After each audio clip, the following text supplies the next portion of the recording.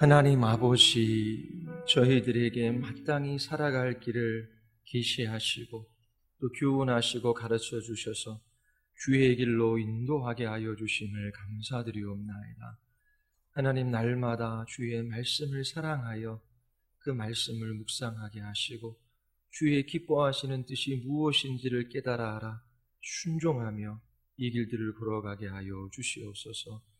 오늘도 우리에게 말씀을 허락하여 주심을 감사드리며 예수 그리스도의 이름으로 기도드리옵나이다. 아멘. 자, 우리 하나님의 말씀 같이 한 구절 먼저 찾아 읽겠습니다. 여러분들에게 나눠드린 페이퍼 하나님의 율법 두 번째 시간이죠. 각주 1번 로마서 13장 8절부터 10절까지의 말씀 우리 같이 한번 읽어볼까요? 우리 다 같이 시작.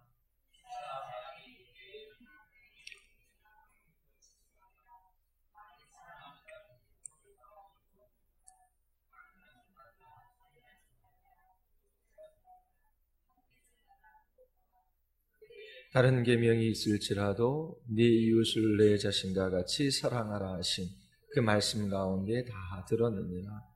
사랑하는 이웃에게 악을 행하지 아니하나니 그러므로 사랑은 율법의 완성이니라. 로마서에 있는 말씀이지요. 로마서 1장부터 11장까지는 복음 교리에 대한 설명이 있습니다. 복음 그러면 하나님께서 행하신 일들이라고 이야기할 수 있어요. 하나님께서 죄인들을 위하여 계획하시고 뜻하신 것이 무엇이며 하나님께서 그 일들을 어떻게 은혜로 이루어 주시는지 우리에게 설명해 주시지요. 이 복음의 내용이 11장까지 나오고 12장 이후에는 복음을 들은 사람들이 마땅히 행해야 할 바가 무엇인지를 주께서 가르쳐 주시지요. 특별히 13장 8절부터 10절까지의 말씀에는 피차 사랑의 비두에는 아무것도 아무에게든지 빚도 지지 말라라고 말씀하십니다.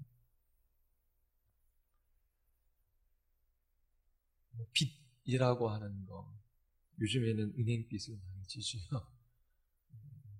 빚 때문에 신앙생활 제대로 하지 못하는 경우도 있습니다. 우리 교회에서 안수 집사님들은 교회의 재정, 또 교회의 행정, 교회의 일들을 많이 돌아보시는 일들을 이제 합니다. 그리고 또 지체들의 가정을 방문해서 경제적인 형편이 어떤지 살피는 일도 해요. 젊은 사람들이 무질서하게 생활하거나 과도하게 빚을 지면 그 일에 있어서 권면하고 알려주어야 할 그 의무가 이제 집사님들에게 있습니다. 청년들이 직장 생활을 하게 되지요. 그때에 많은 청년들이 이제 결혼 자금을 모으기 시작합니다. 그리고 결혼하고 난 다음에는 열심히 둘이 벌어서 집이라도 한 칸 마련해야지. 또 집 짓는데 올인해요. 집 사는데. 또 이제 집을 또 사는 것과 함께 자녀들 양육하는데 양육비가 많이 들어가지요. 대부분 돈을 벌어서 이제 그런 데 쓰고 또 자기가 하고 싶은 일들을 해요. 제가 청년 사역을 할 때 청년들한테 이야기했던 것이 있습니다. 11조도 하고 감사원금도 하고 주정원금도 해요. 적은 돈이 아니지요. 그런데 10분의 1은 또 따로 띄워놓아서 어려운 지체들을 꼭 도와라. 그러면 월급의 10분의 1이 아니라 2, 3. 더 나가면 4까지도 그렇게 쓰게 돼요. 청년들이 부담이 좀 덜할 수 있어요. 정말 그렇게 주님 사랑하는 그 청년들 모습들 보면 정말 그 물질을 그렇게 교회를 윤택하게 할 뿐만 아니라 지체들을 위해서 그렇게 사용하는 청년들을 봅니다. 그리고 그것을 기쁨으로 여겨요. 근데 청년 때에 결혼 자금 마련하느냐고 저축해두고 또 집 사느냐고 과도한 빚을 내거나 또 대출 갚느냐고 또 시간들을 다 씁니다. 물질에 대한 다른 태도를 갖지 않으면 신앙생활을 제대로 하기가 어려워요. 대부분 한국 사회에서 빚지지 않은 사람 없더라고 하는데 웬만하면 빚지지 마십시오.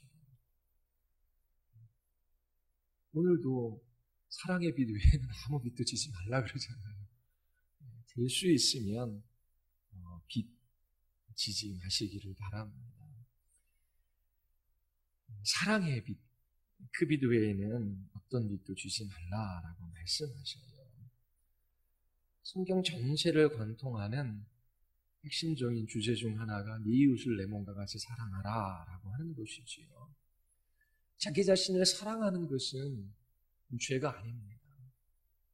그릇되이 사랑하기 때문에 문제가 되는 것이지요. 열심히 돈을 모아서 결혼자금 쓰고 열심히 모아서 집사하고 열심히 돈 모아서 자녀들 양육하고 세상 사람들 살아가는 방식이 열심히 돈 모아서 노후에 편안한 삶을 살아가고 그게 일반적인 삶입니다. 자기 자신을 위하여 일하고 자기 자신을 위하여 그 돈을 쓰며 살아가는 것이죠. 그런데 그리스도인들은 자기 자신이 굶주리면 먹어야 되잖아요. 그 배고플 때의 음식에 대한 욕망이 있어요. 그러면 자기 자신이 배고플 때 자기를 위하여 먹을 것을 찾잖아요. 그리고 자기 배를 배부르게 하잖아요. 그 잘못된 거 아닙니다.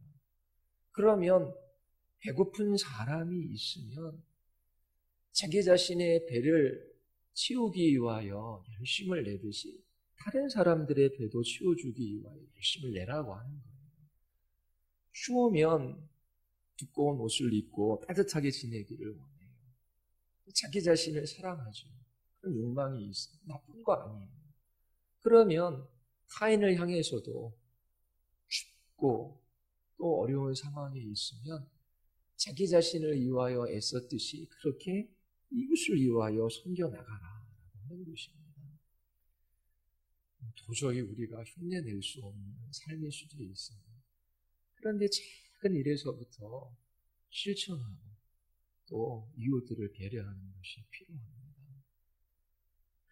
아파트에 살 때에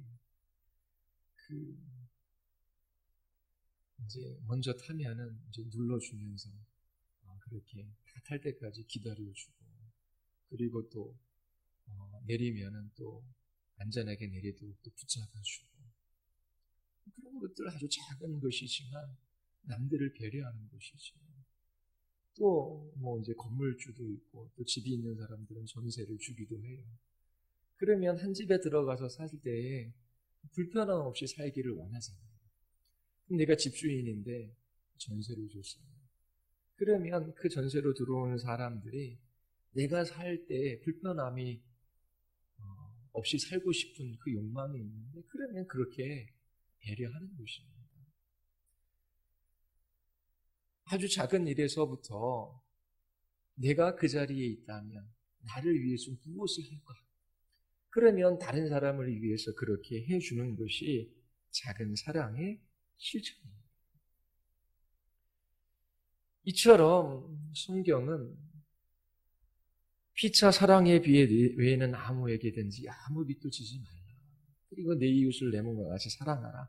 구약과 신약에서 모두 다 말하고 있습니다.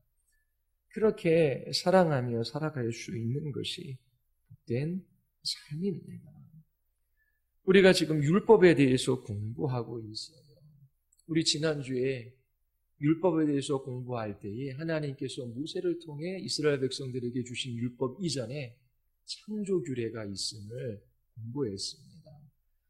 마땅히 모든 사람들이 지켜야 할 규례예요. 그리고 하나님께서 모세를 통하여 이스라엘 백성들에게 주신 율법이 있습니다. 3가지가 있다라고 말씀드렸죠. 뭐가 있지요? 첫 번째, 하나님께서 직접 돌판에 새겨서 주셨어요. 십계명, 도덕법이 있습니다. 그리고 하나님께서 모세를 통하여 이스라엘 백성들에게 주신 2개의 법이 더 있어요. 하나는 의식법, 오실 예수 그리스도를 예표하는 경우들이 많이 있지요. 예수 그리스도 안에서 의식법은 다 성취되어졌습니다. 또 하나가 뭐죠? 시민법입니다. 이스라엘 백성들이 공동체 생활을 할 때 어떻게 해야 하는지 주님께서 알려주셨어요. 그 의식법도 오늘날에 통용되지는 않습니다. 그런데 그 정신은 따라야 하는 거예요. 예를 들어서 남색하는 자, 동성애자들, 구약 같으면 돌로 쳐 죽일 수 있는 거죠. 또 오늘날 돌로 쳐 죽입니까? 그러면 성경의 정신을 따르되 그 시민법은 오늘날 유효하지는 않아요. 오늘날까지 유효한 것은 도덕법입니다. 구약을 읽을 때에 잘 구분해서 읽어야 돼요. 오늘날 우리가 마땅히 주님 앞에 행해야 할 바가 무엇인지, 그리스도 안에서 성취되어진 의식법이 무엇인지. 구약의 이스라엘 백성들은 성전에 가서 제사를 드려야 했어요. 오늘날에는 성전이 없잖아요. 우리가 성전이고 예수님 오셨을 때 예수님이 성전이죠. 그러니까 오늘날 교회를 성전이라고 부르는 것은 좀 그릇된 표현이죠. 그러니까 그 예수 그리스도 안에서 성취되어졌다. 그 오늘날엔 통용되지 않는다. 그런 생각을 가지고 구약을 읽어야 돼요. 또 시민법도 그냥 성경이 이렇다라고 해서 이야기하면 되는 게 아니라 정신을 따라야 되는지 그대로 따라야 되는지 그것들을 잘 구분해서 읽어야 하는데, 근데 기독교라는 옷을 입고 어떠한 교회들은 그런 것들이 구별 없이 막무가내하게 이게 다 섞여서 사용하는 그런 예들도 있습니다. 기독교는 하나님의 말씀을 지켜서 구원받는 종교가 아니에요. 오늘날에는 도덕법이 유효하잖아요. 십계명을 지켜서 우리는 구원받지 않아요. 그 법을 지킬 수 있는 능력도 실력도 우리에게는 없어요. 자신의 노력과 힘으로 우리는 스스로를 구원할 수 없습니다. 하나님께서 은혜로 우리를 구원하시고 구원받은 우리들은 감사함으로 그 계명을 지키는 것이지요. 5항에서는 도덕법에 관해서 이야기합니다. 우리 같이 한번 읽어볼까요? 다 같이 시작.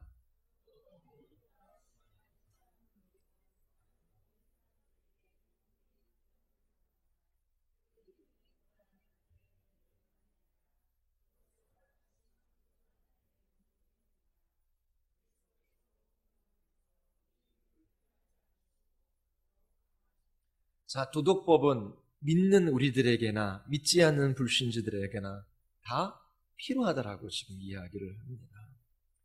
그 안에 담고 있는 내용, 그것이 모든 사람에게 적용되어질 수 있고 특별히 권위 있는 하나님의 말씀이기 때문에 그런 것이지요.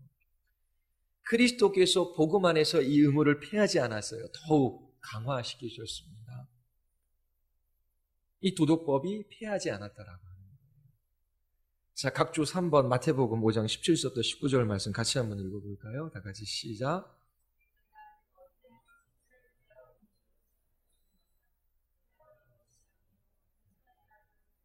진실로 너희에게 이르노니 천재가 없어지기 전에는 율법의 1.1획도 결코 없어지지 아니하고 다 이루리라.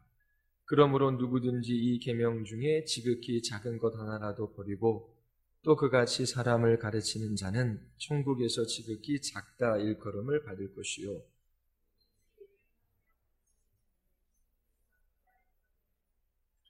자, 예수님은 우리를 모든 율법의 의무에서 해방시키기 위하여 오신 분이 아니에요. 둘째 아담으로 이 땅에 오신 예수님은 하나님의 모든 율법에 순종하심으로 그 율법을 성취하셨어요. 도덕법, 그리고 구약의 의식법, 그 모든 것들을 다 성취하셨지요.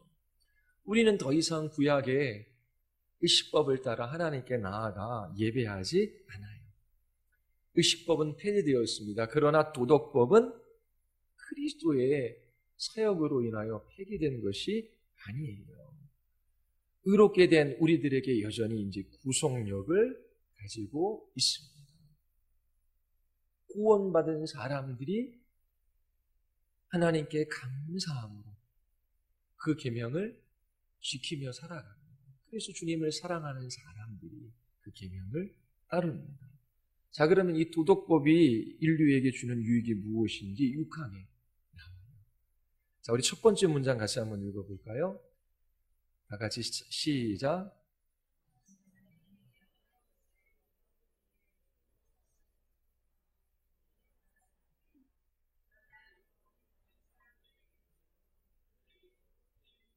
예, 우리 갈라디아서 2장 16절 있지요. 한번 같이 읽어볼까요? 다 같이 시작. 이는 것은 율법의 행위로 말미암음이 아니요 오직 예수 그리스도를 믿음으로 말미암은 줄 알므로 우리도 그리스도 예수를 믿나니 이는 우리가 율법의 행위로서가 아니고 그리스도를 믿음으로써 의롭다함을 얻으려 함이라. 율법의 행위로서 의롭다함을 얻을 육체가 없느니라.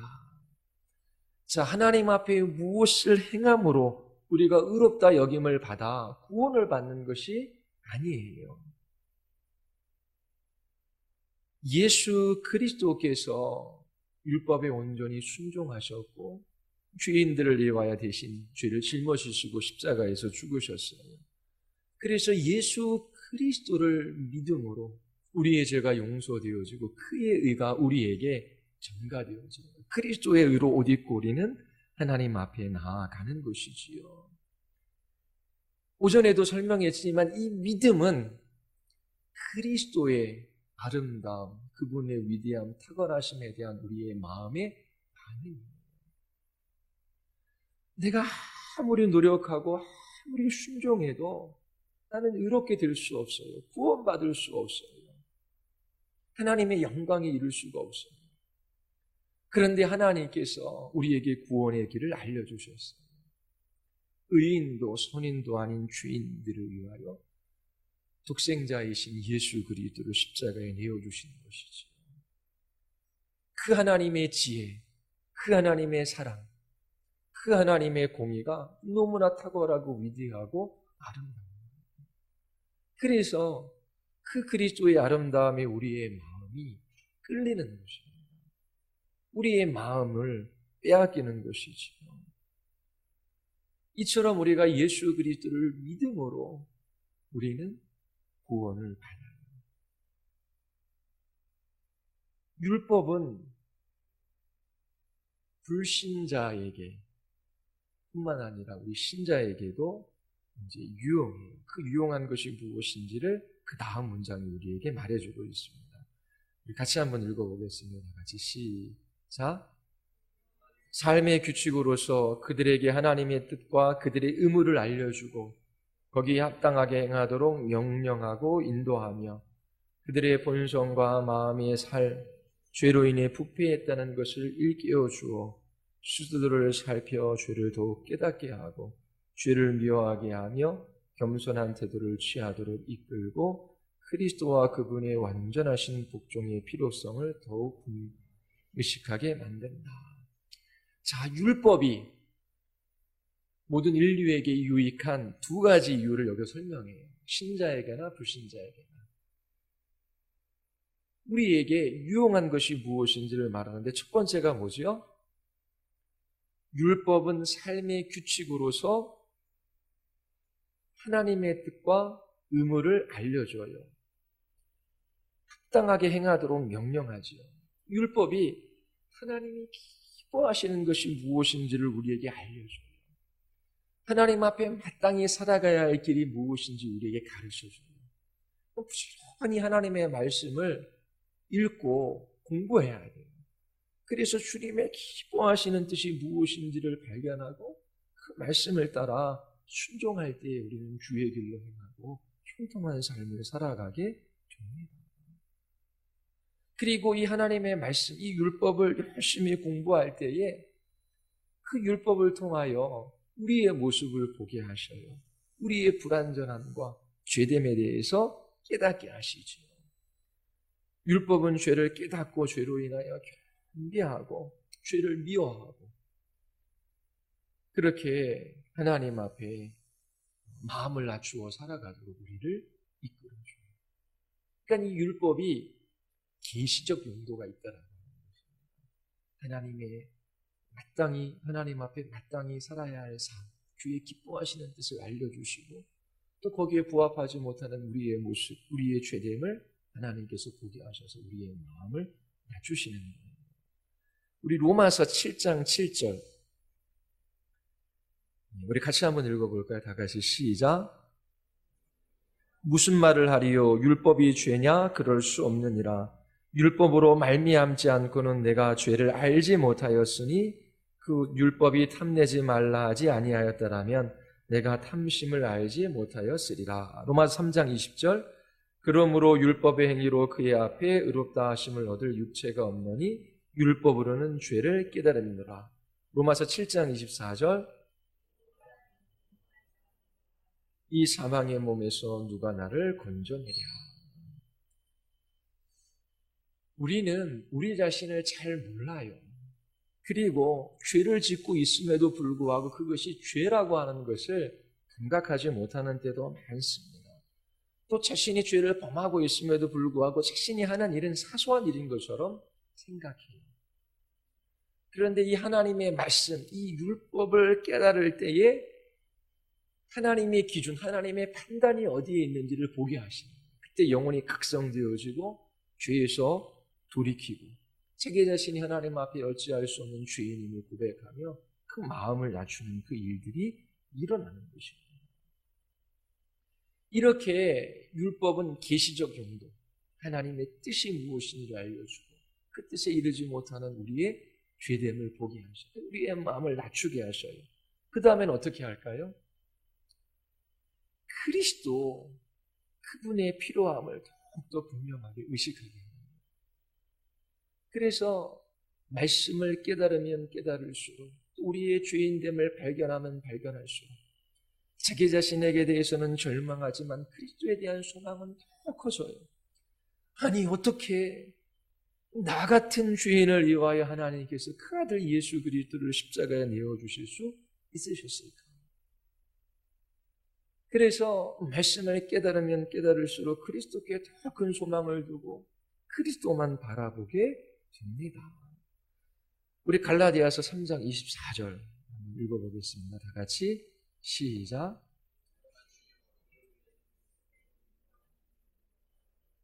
우리로 하여금 믿음으로 말미암아 의롭다함을 얻게 하려 함이라. 자, 불신자에게도 자기 자신이 죄인됨을 깨닫게 해요. 또 신자인 우리에게도 죄를 보게 해요. 그래서 예수 그리스도가 얼마나 소중하고 얼마나 가치 있는 분이신지 그분만 바라보며 그분만 의지하며 그분만 사랑하며 그분에게 기댈 수 있도록 그렇게 율법이 우리를 이끌어 가는 것입니다. 그리고 율법의 세 번째 용도에 관해서 그 다음 문장이 이야기를 해요. 같이 한번 이와 같이 거기서 읽어보겠습니다. 같이 시작. 그들의 부패함을 억제할 수 있는 유익을 끼친다. 율법은 죄를 금지할 뿐 아니라 경고를 통해 그들이 비록 율법의 저주에서 해방되었더라도 죄를 지으면 어떠한 징벌을 받고 또 현세에서 어떤 고난을 받게 될 것인지 알려준다. 또한 율법은 약속을 통해 복종하면 하나님께 인정받고 또 비록 행위 언약으로서의 율법을 통해 마땅히 주어지는 것은 아닐지라도 그런 행위로 인해 어떤 보상을 기대할 수 있는지 알려준다. 물론 선을 장려하고 율법에 따라 선을 행하고 악을 멀리하는 행위가 율법 아래 있고 은혜 아래 있지 않다는 증거가 되지는 않는다. 율법의 세 번째 용도가 뭐예요? 죄를 억제합니다. 그리고 이 하나님의 말씀에 순종하는 사람들에게 약속한 그 복, 그 복이 있기에 순종을 촉구하죠. 우리의 순종을 자극합니다. 그렇다고 해서 우리가 율법 아래 있는 사람이 아니라 은혜 아래 있는 사람이다라고 하는 것을 마지막 문장에서 이야기하는 거예요. 예수님을 믿는 우리들에게 결코 정죄함이 없어요. 하나님께서 우리에게 나쁜 것을 주시지 않아요. 우리가 죄 짓는다고 해서 하나님께서 우리를 내버리시지 않아요. 우리의 자녀들이 그릇된 행동을 한다고 해서 자녀들을 갖다 버리겠습니까? 자녀들에게 회초리를 들어서 그들의 그릇된 행동을 고치고 또 온전한 사람으로 만들기 위하여 부모가 애쓸 거 아니에요. 마찬가지예요. 그리스도 안에 있는 우리들에게 하나님의 진노, 하나님의 심판, 영원한 지옥의 형벌 없습니다. 주님께서 그 모든 것들을 사용하셔서 합력하여 선을 이루시는데 우리에게 가장 큰 복, 그리스도의 형상으로 변화되어집니다. 그리스도를 닮아가는 거예요. 그래서 주님과의 교제 속에서 더 기뻐하고 즐거워하며 그렇게 주님 찬양하며 살아가도록 하나님께서 우리를 이끄십니다. 그것이 가장 큰 복입니다. 그런데 믿는 우리들이 하나님의 말씀 앞에 불순종할 때 어떻게 해요? 징벌, 징계하십니다. 그리고 고난도 받는 거예요. 근데 그 징벌이나 고난이 하나님께서 우리를 내어버리시는 그러한 심판이 아니라 우리를 고치시고 우리를 새롭게 하는 것이죠. 그렇다고 해서 징벌과 고난이 안 아픈 것이 아니에요. 분명히 그것은 우리에게 고통스러운 일입니다. 그리고 율법에 순종할 때에 하나님께서 우리에게 주시는 보상이 있습니다. 그래서 이 율법은 죄를 억제하기도 하고 또 선한 일을 자극하는 그 일을 해요. 그렇다고 해서 우리가 율법주의는 아니지. 우리가 율법 아래 있는 사람이라고 말하는 것은 아닙니다. 그러면서 이제 7항 보시면 첫 번째 문장 한번 읽어볼까요? 우리 다 같이.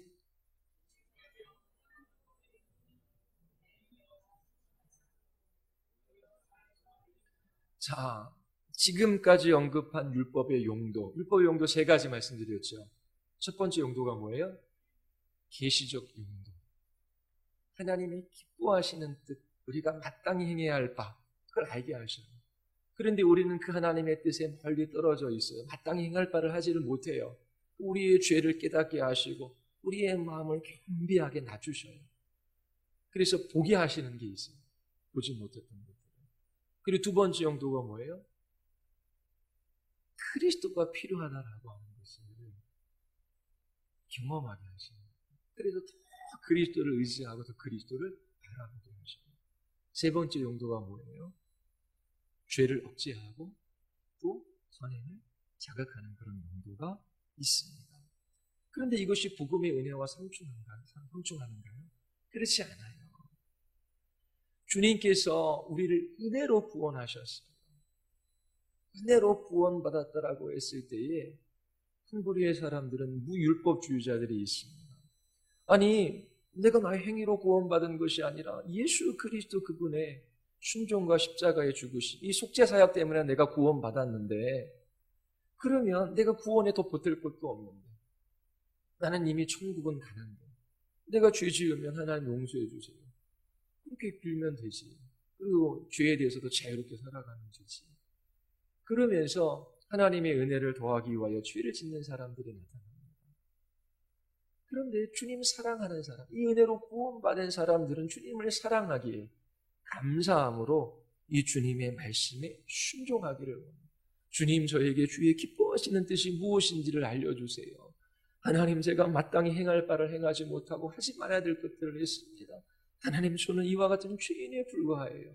근데 이런 죄인도 주께서 위에서 십자가에 달려 돌아가셨지요. 그 구원의 은혜에 너무 감사합니다. 주님, 다시 일어나 순종할 수 있는 힘을 주시옵소서. 죄를 멀리하고 주님을 가까이 하는 은혜를 허락해달라고. 그러면서 회개하고 그리스도를 붙들고 주시는 은혜의 힘으로 일어나 한 걸음 한 걸음 다시 순종의 걸음들을 걸어갑니다. 이게 그리스도인의 삶입니다. 그런데 그러한 마음이 어디로부터 왔어요? 우리 안에 생내적으로 있는 것이 아니라 성령의 역사예요. 그 다음 문장 한번 읽어보겠습니다. 다 같이 시작. 사람의 의지를 정복하시어 율법에 계시된 하나님의 뜻이 요구하는 바를 자유롭고 즐겁게 행할 수 있는 능력을 허락하신다. 자, 성령께서 사람의 의지를 정복하셔서 율법에 계시는 하나님의 뜻, 하나님의 기뻐하시는 뜻, 그 하나님의 요구, 마땅히 행할 바를 어떻게 한다고요? 자유롭고 즐겁게 행할 수 있는 능력을 허락하신다. 에스겔서 36장 27절 우리 한번 읽어볼까요? 다 같이 시작. 너희 속에 두어 너희로 내 율례를 행하게 하리니 너희가 내 규례를 지켜 행할지라. 히브리서 8장 10절.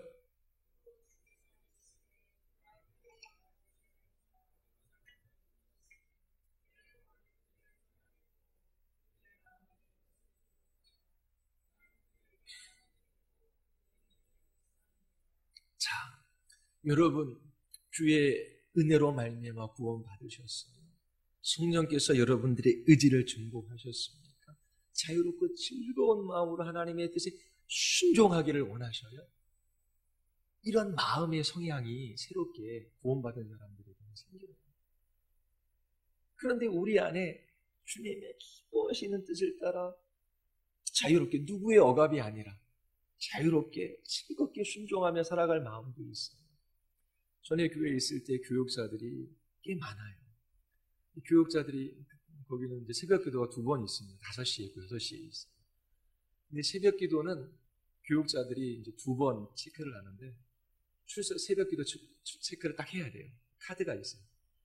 지문이었나? 지금 생각도 안 나네요. 카드를 딱 찍으면 시간이 딱 찍혀요. 그리고 이제 아침 8시 45분에 출근카로 또 한 번 찍어야 돼요. 퇴근 시간은 없어요. 근데 제가 이제 수석부 목사를 할 때 다 이제 찍잖아요. 그러면 한 달 거 다 나와요, 통계가. 그러면 이게 봐가지고 이제 면담할 사람들, 새벽 기도 안 나오는 사람들 다 해가지고 이제 심할서를 쓰게 합니다. 대단하죠. 그리고 이 뭐죠? 그 아침에 출근 시간 늦으면은 2번인가 늦으면은 휴가가 하루가 사라져요. 아니면 당직을 서든지. 아주 엄격하죠. 그러면 이제 새벽기도 안 나오면 싫은 소리 들어야 되거든요. 그 모두 또 써서 내야 돼요. 그러니까 나와요. 나오는데 저렇게 찍고 졸고 찍고 졸고. 자, 목회자가 기도하십시오. 우리 계속 말하잖아요. 그러면 자, 우리 중직자들 여기 앞에는 새벽기도 사인하도록. 자, 교사, 순장, 중직자들은 일단 한 달에 새벽기도 몇 번 했는지 사인. 그러면 목사님이 저렇게 이야기하는데 목사님 때문에 못 나갈 수도 안 나가면 안 될 것 같아요. 그리고 창피해요. 이거에서 게시까지 해요. 탁 해가지고 한 달에 몇 번. 그러면 어떻게 자유로운 게 아니에요. 즐거운 게 아니에요. 그러니까 우리의 마음속에 기도하라 명하시면 기도하며 살아가는 것이 주의 뜻이잖아요. 그러면 구원받은 우리들에게 뭐가 있다고요? 성령께서 우리의 의지에 변화를 허락해 주셨어요. 자유롭고 즐겁게 주님의 기뻐하시는 뜻, 기도하라 명하셨으면 막 기도하고 싶고 누구의 강요나 억압이 아니라 이거 찍어야 해서 되는 게 아니라 기도의 자리에 나가는 거예요. 근데 문제는 항상 그렇지 않다라고 하는 거예요. 그래서 죄 죽임과 은혜 살림의 교리가 있는 거예요. 우리 안에 새롭게 된 그 마음, 그 영은 살리는 거예요. 그러니까 기도하고 싶고 또 누구의 억압이 아닌 자유롭게 그렇게 하나님 앞에 나아가고 싶은 그 마음, 그게 거듭난 신자들에게는 있어요. 근데 또 한쪽엔 뭐가 있어요? 그냥 피곤하니까 자고 또 저녁에 기도해야 되는데 또 분주하니까 또 잊어버리고 그러면서 하루 이틀 일주일 하나님 앞에 단 5분 무릎을 꿇지 못하고 그냥 시간이 지나가요. 거듭났는데 그리스도인인데 그 이유가 뭐예요? 이게 하나님이 주신 그 새 마음, 이게 거듭난 일, 거기에 이렇게 먹을 것이 있어서 그게 이렇게 자라고 더 커져야 되는데 그게 아니라 뭐가 커져요?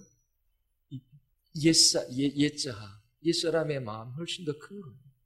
그러니까 마음 원쪽에서는 기도해야 하는데 주님이 기뻐하시는 뜻인데 그러다가 말아요.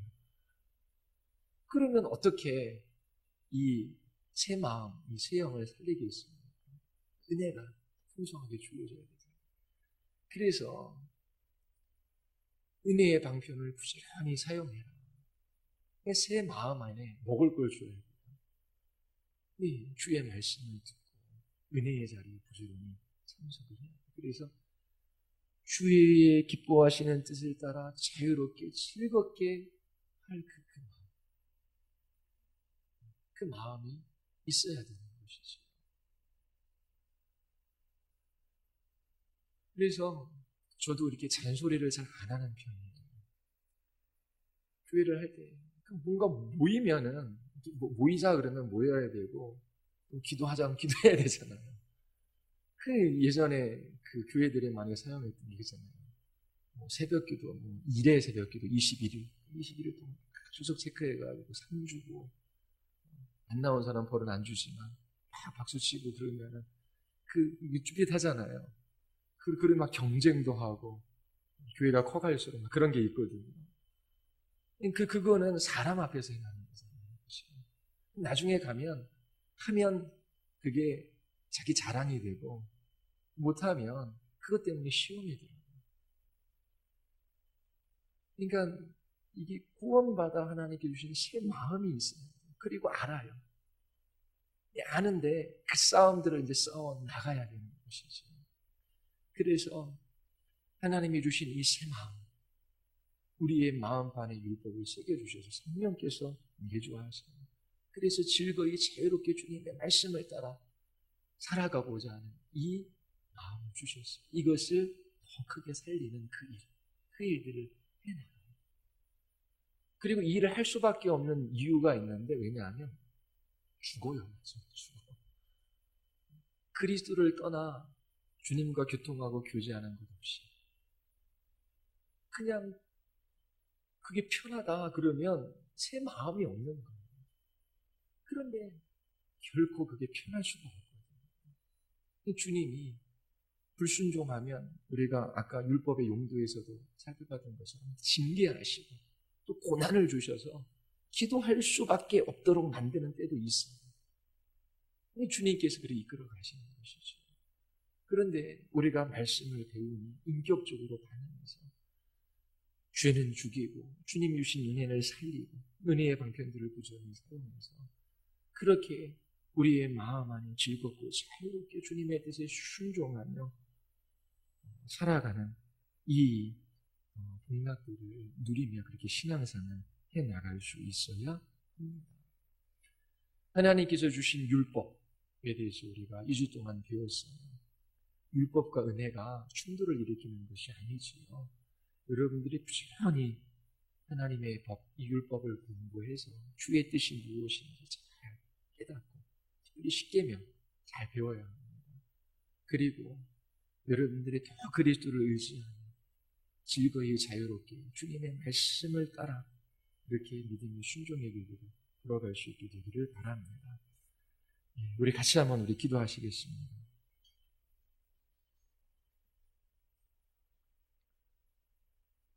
우리 이 시간 기도할 때 하나님 우리에게 말씀을 주시고 또 그 말씀으로 은혜 베풀어 주시면 감사드립니다. 하나님 저희들이 주의 말씀을 들어사오니 그 말씀에 순종할 수 있는 힘을 주시옵소서. 주의 말씀을 부지런히 읽고 공부하고 또 그 말씀을 따라 기도하게 하여 주시옵소서. 저희들에게 주시는 그 하늘의 복을 한 주간도 누리며 살아가게 하여 주시옵소서. 우리 같이 한번 우리 하나님 앞에 우리 기도하시겠습니다.